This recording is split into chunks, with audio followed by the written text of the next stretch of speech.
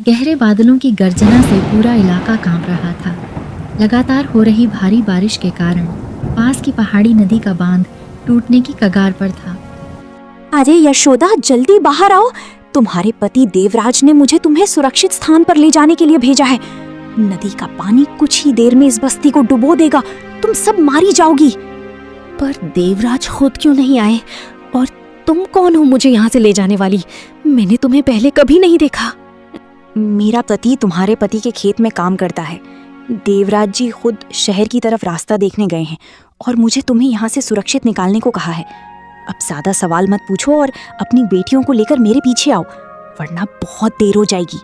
यशोदा अपनी 3 बेटियों, सबसे छोटी काव्या और 2 बड़ी जुड़वा बेटियां अनन्या और प्रिया को लेकर सुनंदा के पीछे तेज बहाव वाले पानी में निकल पड़ी। रास्ते में पानी का स्तर अचानक बहुत बढ़ गया। अचानक पानी की एक भयानक लहर आई। यशोदा के हाथों से अनन्या और प्रिया की पकड़ छूट गई। नहीं, मेरी बच्चियों, कोई बचाओ। अनन्या, प्रिया, कहाँ चली गई तुम लोग? यशोदा पानी के थपेड़ों के बीच फूट फूट कर रोते हुए अपनी बेटियों को पुकारने लगी, लेकिन तेज बहाव उन्हें दूर बहा ले गया। उधर एक बड़े पत्थर के पीछे छुपकर सुनंदा दुष्टता से मुस्कुरा रही। उसने मन ही मन कहा, आहा, अब जाकर मेरे कलीजे को ठंडक मिली है। सालों से देवराज के परिवार को तबाह करने का मौका ढूंढ रही थी। आज मेरा बदला पूरा हुआ। सुनंदा ने देखा कि छोटी बच्ची अनन्या किनारे पर झाड़ियों में फंसी हुई बह रही है। उसने झट से अनन्या को पानी से बाहर उठाया। अब तो मैं तुझे ऐसी जगह फेंक कर आऊंगी जहाँ से तेरा नामो निशान मिट जाएगा। सुनंदा उस मासूम बच्ची को लेकर दूर जंगल में स्थित एक पहाड़ी गुफा के पास पहुंची। वह गुफा एक खूंखार मादा चीता का ठिकाना थी। सुनंदा ने बच्ची को गुफा के बाहर पत्थरीली जमीन पर पटक दिया और बोली, इस बच्ची को ये जंगली जानवर फाड़ खाएगा तो सारा झंझट ही खत्म। इतना कहकर सुनंदा हंसती हुई वहां से चली गई। तभी गुफा से मादा चीता बाहर निकली। उसने बच्ची अनन्या को देखा। बच्ची बहुत मासूम लग रही थी और खिलखिलाकर मुस्कुराने लगी। मादा चीता का ममतामयी भाव जाग उठा। उसने बच्ची को नुकसान पहुंचाने के बजाय उसे अपने बच्चे की तरह पालना शुरू कर दिया। वहीं दूसरी तरफ दूसरी बेटी प्रिया पानी के तेज बहाव में बहती हुई दूर एक दूसरे गांव के किनारे जा लगी। तभी वहां बलराम नाम का एक लालची कबाड़ी वाला पहुंच गया। उसने प्रिया को पानी से बाहर निकाला। अरे, ये तो एक जीवित बच्ची है। लगता है बाढ़ के पानी में बहकर यहाँ आ गई है। वाह, भगवान ने मुफ्त का माल दे दिया। जब ये थोड़ी बड़ी हो जाएगी तो इसे शहर के किसी बड़े सेठ को बेच दूंगा। खूब पैसा मिलेगा, लेकिन तब तक मुझे इसे पालना पोसना पड़ेगा। चल मेरी गुड़िया, मेरे साथ चल। बलराम हंसता हुआ प्रिया को ले गया। 18 साल बाद समय का पहिया घूमता रहा और इसी तरह 18 साल बीत गए। अपने पुराने घर के आंगन में देवराज और यशोदा अपनी खोई हुई बेटियों को याद करके फूट फूट कर रो रहे थे। देवराज ने रोते हुए अपनी पत्नी से कहा, हे यशोदा, जरा सोचो, आज 18 लंबे साल बीत गए। न जाने हमारी मासूम बच्चियां किस हाल में होंगी, जिंदा भी होंगी या दुनिया छोड़कर चली गई। 18 सालों से मेरी आंखें दिन रात राह तक रही हैं। न जाने मेरी फूल सी बच्चियां भूखी प्यासी कहां भटक रही होंगी। हमारी ये छोटी बेटी काव्या ही अब हमारे जीने का एकमात्र सहारा बची है। तभी घर के अंदर से उनकी बेटी काव्या आ गई। अपने माता पिता को यूं रोता देख वह उनके पास घुटनों के बल बैठ गई। क्या हुआ माँ? पिताजी, आप लोग आज फिर क्यों रो रहे हैं? कुछ नहीं बेटी, कुछ नहीं। बस वही 18 साल पुराना काला दिन याद आ गया था। जब भी उस तूफानी रात की याद आती है तो सीना फटने लगता है। तू उदास मत हो बेटी, तुम जाकर जरा गांव के वैद्य जी से वो कल वाली दवाई ले आओ। ठीक है माँ। पिताजी, मैं अभी जाकर वैद्य जी से दवाई लाती हूँ। आप दोनों अपना ध्यान रखना। काव्या इतना कहकर घर से निकल पड़ी। जब काव्या रास्ते से गुजर रही थी तो उसने देखा कि एक खेत में प्रिया रो रो कर भारी भारी ईंटें और पत्थर उठा रही थी। पास ही बलराम हाथ में डंडाली खड़ा था। अरे रोना बंद कर, जल्दी जल्दी ये भारी पत्थर उस पार रख। अगर शाम तक पूरा काम खत्म नहीं हुआ तो रात को एक दाना खाना नहीं मिलेगा, समझा? पिताजी मैं अभी करती हूँ, बस 2 मिनट के लिए थोड़ा पानी पी लूं, बहुत प्यास लगी है और हाथ पैर कांप रहे हैं। कोई पानी वानी नहीं, चुपचाप काम कर वरना इसी डंडे से सूत दूंगा। यह सब देखकर काव्या का खून खौल उठा। उसे रहा नहीं गया और वह दौड़कर बलराम के सामने आ खड़ी हुई। अरे ओ जालिम इंसान, तुम्हें थोड़ी भी दया धर्म नहीं है? एक सीधी सादी लड़की से इतना भारी काम करा रहे हो? इंसानियत बेच खाइए क्या? हे लड़की, तू कौन होती है मेरे और मेरी बेटी के बीच में बोलने वाली? मेरी बेटी है, मैं जो चाहे कराऊं। चल भाग यहां से, अपना रास्ता देख। मैं तो चली जाऊंगी, लेकिन ऊपर वाला सब देख रहा है। इस मासूम पर किए जा रहे अत्याचार का हिसाब तुम्हें भुगतना पड़ेगा। जिस लड़की ने आकर मूड खराब कर दिया। चल प्रिया, आज के लिए इतना बहुत है, तू अंदर चल। और ये लड़की, तू भी दफा हो यहां से। काव्या गुस्से में बुदबुदाती हुई आगे बढ़ गई। थोड़ा आगे जाते ही एक विशाल बरगद के पेड़ के नीचे वरुण नाम का नवयुवक आराम से तकिया लगाए लेटा हुआ था। वह ठंडी हवा के झोंकों का मजा ले रहा था। काव्या का गुस्सा तो पहले से ही 7वें आसमान पर था। उसने वरुण को देखा और उस पर बरस पड़ी। कितने निर्लज्ज और आलसी इंसान हो तुम, तुम्हें जरा भी शर्म नहीं आती? वरुण घबराकर उठ बैठा। अरे अरे, क्या हो गया? क्या बात है? तुम मुझ पर इस तरह क्यों चिल्ला रही हो? मैं तो बस पेड़ की छांव में सुस्ता रहा हूँ, इसमें क्या अपराध हो गया? मौसम का मजा ले रहे हो? डूब मरो। वहाँ एक लाचार लड़की कड़क धूप में पत्थरों के बोझ तले दब रही है और तुम एक हट्टे कट्टे मर्द होकर यहाँ आंखें मूंद कर ऐश फरमा रहे हो। लड़की, बिना वजह अपना दिमाग और मेरा दिन खराब मत कर। तू जानती नहीं है मुझे। चुपचाप यहाँ से चली जा, वरना अच्छा नहीं होगा। वरुण ने गुस्से में काव्या को वहां से भगा दिया। फिर वह खुद से बड़बड़ाने लगा। पता नहीं कहां कहां से अजीब लड़कियां आ जाती हैं, मूड खराब कर दिया। वरुण परेशान होकर आगे टहलने लगा। तभी उसकी नजर उसी खेत की तरफ गई जहां प्रिया अभी भी रोते रोते काम समेट रही थी। वरुण ने मन ही मन सोचा, वैसे वो गुस्सैल लड़की गलत नहीं कह रही थी। ये बेचारी लड़की वाकई बहुत मासूम है और कितना कठिन काम कर रही है।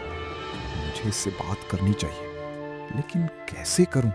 इसका वो खूंखार बाप तो हमेशा इसके सिर पर मंडराता रहता है। जैसे ही प्रिया अपना काम खत्म करके घर की ओर बढ़ी, वरुण चुपके से उसके पीछे पीछे चलने लगा। प्रिया जैसे ही अपने कच्चे मकान के अंदर गई, वरुण भी दबे पांव अंदर पहुंच गया और गला खंखारते हुए खड़ा हो गया। हाँ, तुम्हारा बाप कैसा जालिम इंसान है। भला कोई अपनी औलाद से ऐसा पशुओं जैसा काम कराता है क्या? वरुण ने सहानुभूति से पूछा। प्रिया ने चौंक कर देखा। उसने मन ही मन सोचा, आज पहली बार किसी व्यक्ति ने मुझसे इतने मीठे स्वर में बात की है, मेरा हालचाल पूछा है। वरना आज तक उस बलराम के अलावा किसी ने मुझे इंसान समझा ही नहीं। ये व्यक्ति कितना दयालु है।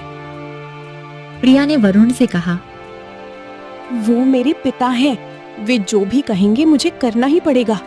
अब आप कृपया यहाँ से चले जाइए। अगर उन्होंने आपको यहाँ देख लिया तो वे जान से मार देंगे। प्रिया इतना कहकर रोती हुई कमरे में चली गई और वरुण भी वहां से चुपचाप निकल गया। इसके बाद वरुण रोज चुपके से आकर प्रिया से बातें करने लगा। 2 दिनों में ही दोनों के बीच एक गहरा लगाव हो गया। तीसरे दिन अचानक बलराम घर पर आया और कड़क आवाज में बोला, प्रिया, ए प्रिया, बाहर निकल। आज वो दिन आ गया है जिसके लिए मैंने तुझे 18 साल तक मुफ्त की रोटी खिलाई थी। प्रिया ने डरते हुए पूछा, हम कहाँ जा रहे हैं पिताजी? कहाँ जा रहे? तुझे तेरी असली औकात दिलाने। मैं तुझे शहर की मंडी में बेचने जा रहा हूँ। वहां के अमीर रईस तेरे लिए बोलियां लगाएंगे और मुझे लाखों रुपए मिलेंगी। नहीं पिताजी, ऐसा पाप मत कीजिए। मैं आपको छोड़कर कहीं नहीं जाऊंगी। मैं दिन रात दुगना काम करूंगी, लेकिन मुझे मत बेचिए। ऐसे कैसे नहीं जाएगी, तुझे तो चलना ही पड़ेगा। बलराम ने झटके से प्रिया की कलाई पकड़ी और उसे घसीटते हुए बाहर ले जाने लगा। प्रिया चीखती चिल्लाती रही, लेकिन बलराम का दिल नहीं पसीजा।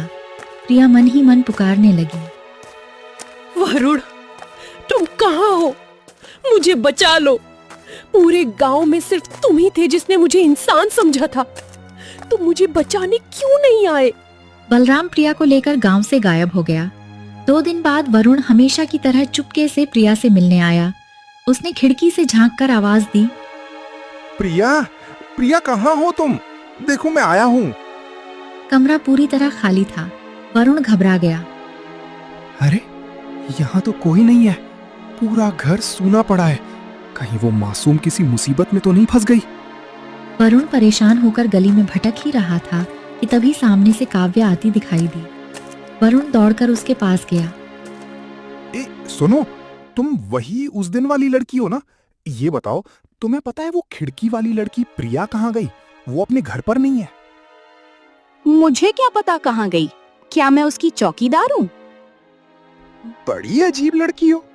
जब तुम्हें कुछ पता ही नहीं था तो उस दिन मुझे मर्द होने का इतना लंबा भाषण क्यों पिलाया था? अरे बाबा, वो तो मेरी आदत है। मैं रोज किसी ना किसी एक इंसान को मुफ्त का ज्ञान जरूर देती हूँ। उस दिन तुम्हारा नंबर था, इसमें इतना भड़कने की क्या बात है? तुम सच में सिर फिरी हो, मेरा दिमाग मत खाओ। वरुण गुस्से में वहां से भागा और आसपास के लोगों से पूछताछ करने लगा। काव्या भी मजा लेने के लिए उसके पीछे पीछे चलने लगी।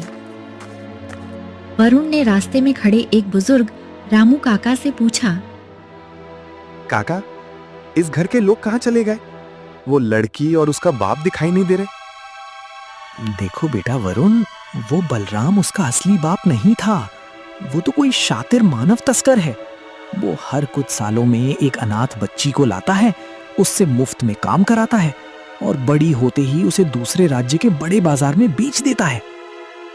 हे भगवान, वो लड़की इतने बड़े खतरे में थी और मैं कुछ समझ ही नहीं पाया। मुझे खुद पर धिक्कार है। नहीं, मैं प्रिया को इस तरह बिकने नहीं दूंगा। मैं उस दरिंदे के चंगुल से उसे बचा कर ही दम लूंगा। वरुण तेजी से जंगल के रास्ते की तरफ बढ़ा। काव्या भी उसके साथ साथ चलने लगी। वरुण ने चिढ़कर कहा, लड़की, तुम मेरे पीछे पीछे क्यों आ रही हो? अपने घर जाओ ना। मैं क्यों जाऊं? मुझे भी देखना है कि तुम हीरो बनकर उसे कैसे बचाते हो। और वैसे भी अकेले जाओगे तो जंगल में रास्ता भटक जाओगे। मेरा दिमाग बहुत तेज चलता है, समझे? हे प्रभु, एक तो प्रिया गायब है, ऊपर से ये आफत मेरे सिर पे मंडरा रही है। वरुण बड़बड़ाया। तभी काव्या का पैर फिसला और वह जंगल के एक बड़े शिकारी गड्ढे में जा गिरी। अरे बाप रे, मैं तो गड्ढे में गिर गई। वरुण, मुझे बाहर निकालो। काव्या चिल्लाई। वरुण ने सिर पकड़ लिया। रुको रुको, ज्यादा हिलो मत, निकालता हूँ। वरुण उसे खींचने की कोशिश कर ही रहा था कि तभी झाड़ियों में से एक विशाल मादा चीता गुर्राती हुई बाहर निकल आई। वरुण इतना डर गया कि उसके हाथ छूट गए और वह खुद भी काव्या के ऊपर गड्ढे में जा गिरा। काव्या बोली, डरपोक कहीं के, एक जानवर से डर गए? अरे वो आदमखोर जानवर है, पागल औरत। उसे देखकर बड़े बड़े सूरमा कांप जाएं। तभी गड्ढे के ऊपर अनन्या, जो तेंदुए के साथ पली थी, आकर खड़ी हो गई। माँ, तुम यहाँ क्या कर रही हो? बिना वजह इन दोनों को डरा दिया। अनन्या ने कहा। मादा चीता शांत होकर पीछे हट गई। वरुण और काव्या की आंखें फटी की फटी रह गईं। तुम इस खूंखार जानवर को माँ क्यों कह रही हो? ये मेरी माँ ही है। बचपन से इन्होंने ही मुझे पाला है। रुको, मैं तुम दोनों को बाहर निकालती हूँ। अनन्या ने एक मजबूत लता नीचे फेंकी और दोनों को बाहर निकाला। वैसे तुम दोनों इस घने जंगल में क्या कर रहे हो? हम एक मासूम लड़की को ढूंढ रहे हैं। उसे बलराम नाम का एक शैतान इंसान बेचने ले गया है। अच्छा, मानव तस्कर? मेरी माँ की सूंघने की शक्ति बहुत तेज है, वो उसका सुराग लगा लेंगी। तुम लोग हमारी गुफा में चलो।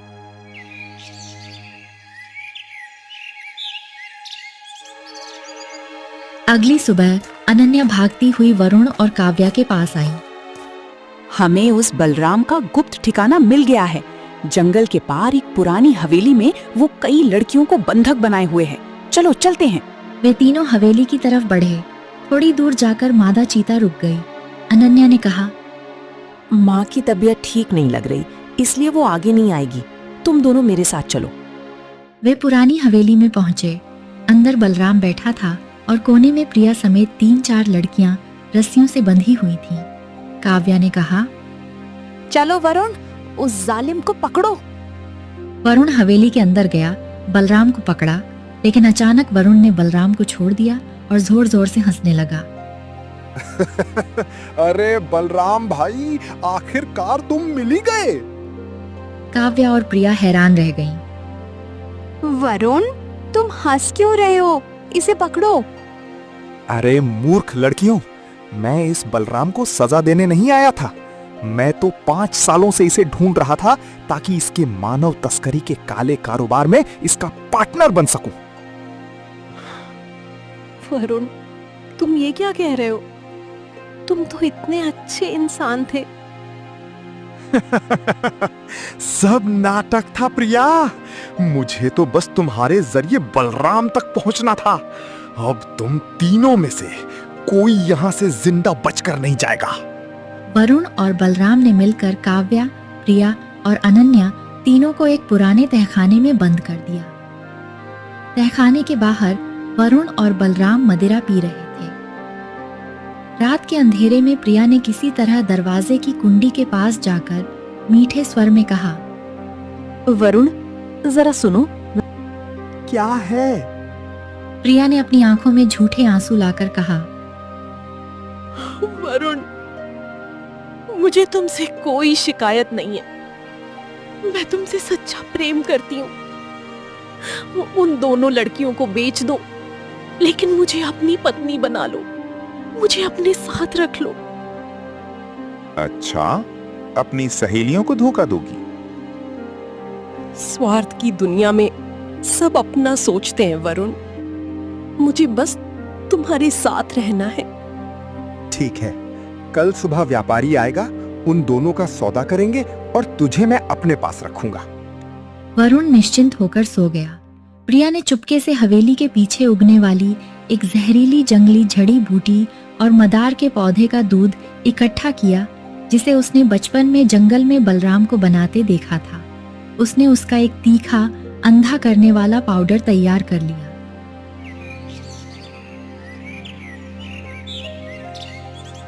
अगली सुबह एक बड़ा सेठ लड़कियों की बोली लगाने हवेली में आया।